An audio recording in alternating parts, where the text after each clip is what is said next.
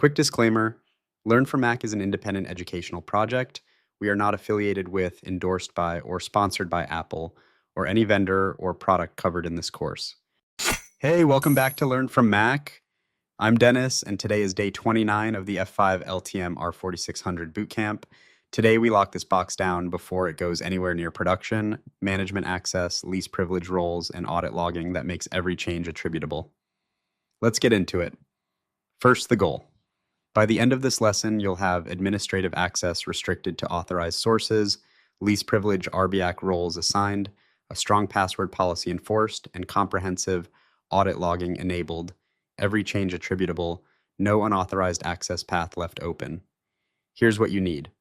Admin level access since you're modifying system auth objects, your actual management network IP ranges, a list of operators and their intended roles, and day 02 and 03's partition concepts. Two concepts before we lock anything down. Concept 1, management plane isolation.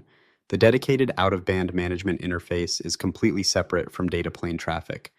Hardening starts here. Restrict SSH and HTTPS to the management interface via IP allow lists, and disable unused protocols like SNMP v1 and v2 entirely, so administrative access can never enter through a production VIP. Concept 2, role-based access control. BIG-IP ships built-in roles: administrator, resource administrator, manager, operator, application editor, certificate manager, guest, no access, each with a specific capability boundary. Assign the narrowest role that still lets someone do their job. That's the principle of least privilege, and it's what limits blast radius the moment credentials get compromised.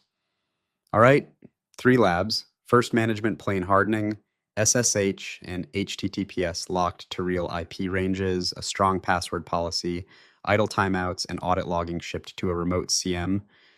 Then real RBAC, a read-only auditor account, an operator account limited to enable and disable only, and LDAP integration, mapping an actual AD group to the manager role. Then network level hardening, SNMP v3 only, TLS 1.2 enforced with a real hardened cipher list, and an iRule that actively blocks and logs anyone probing the management IP through a data plane virtual server. Let's get into it.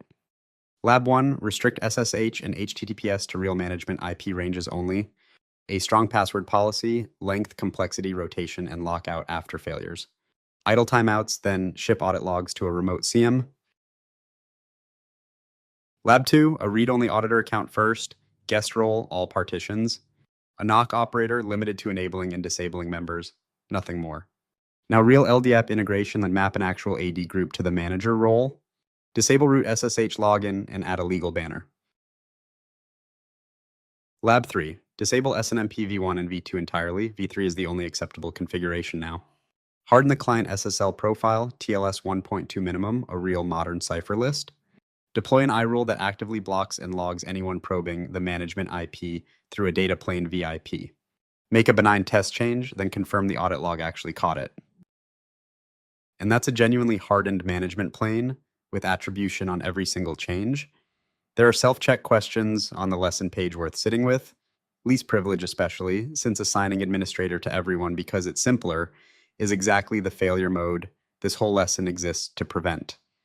Take a minute with those. Quick recap before we go.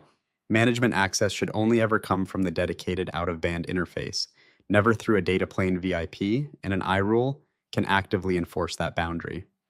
Assign the narrowest role that lets someone do their actual job. Least privilege limits blast radius. It doesn't slow anyone down who's doing what they're supposed to. SNMP v1 and v2 have no place on a hardened box. v3 with auth and privacy is the only acceptable configuration. And audit logging shipped to a remote SIEM, verified with a real test change, is what makes every configuration change attributable after the fact, not just theoretically possible. All right, that's day 29 in the books. Management access locked down, least privilege roles assigned, audit logging verified. That's a box that actually meets a real security standard now. If this was useful, hit subscribe. You won't miss a single lesson. Next up is day 30, next steps, AFM, ASM, and automation. See you there.